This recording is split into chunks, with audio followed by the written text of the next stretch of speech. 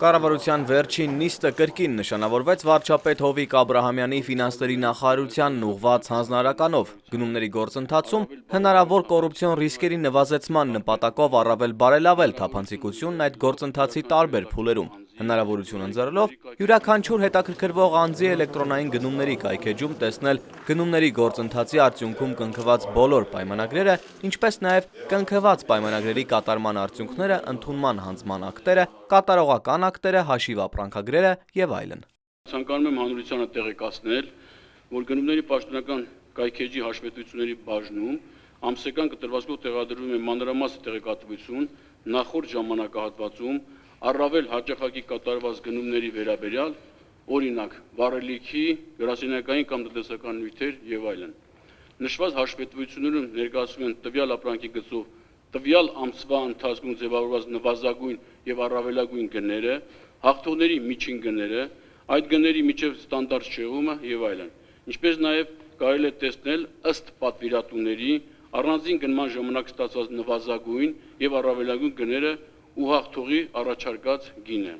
Transparency International հակակոռուպցիոն կենտրոնի գնումների մոնիտորինգի փորձագետ տնտեսագետ Արտակ Մանուկյանն անդրադառնալով այս հանձնարարականին հիշեցրեց 2014 թվականին կրկին կառավարության նիստում արված վարչապետի գրեթե նույն բովանդակությամբ եւս մեկ հայտարարություն, որտեղ վարչապետը հատկատների արմատացած արատավոր երևույթի դեմ պայքարը պատկերացնում էր գնումների համակարգի վերջնական ավտոմատացման, թափանցիկության ապահովման միջոցով։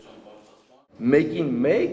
գրեթե բոլոր խնդիրները, որոնք առկա են եղել 2012-2013 թվականին, մենք ունենք հիմա։ Այսինքն խոսել էլեկտրոնային գնումների մասին, դա մի փոքր անուրջջ է, հիմա որպեսզի այս թերի ծրագիրը ֆիքսեն, IO Network-X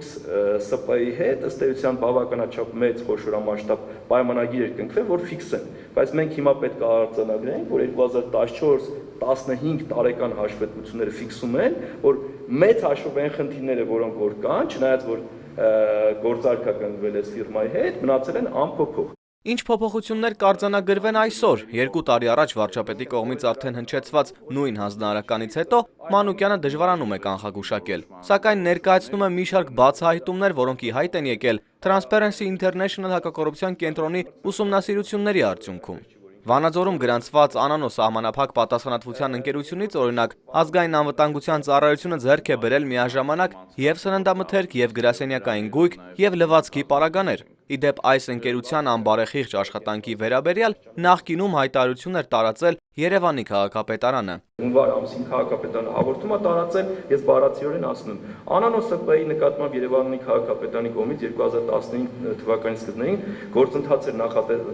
նախաձեռնվել մանկապարտեզներում պայմանագրի տեխնիկական բնութագրերին անհամապատասխան սննդամթերք մատակարարելու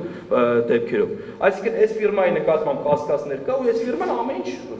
կարող է մատակարարել, համ գրասենյակային գույք, համ լվացքի միջոցներ, ու ինքն էլ Վանաձորում Երևանի բոլոր մանկապարտեզները տրանսպորտային ծախսերը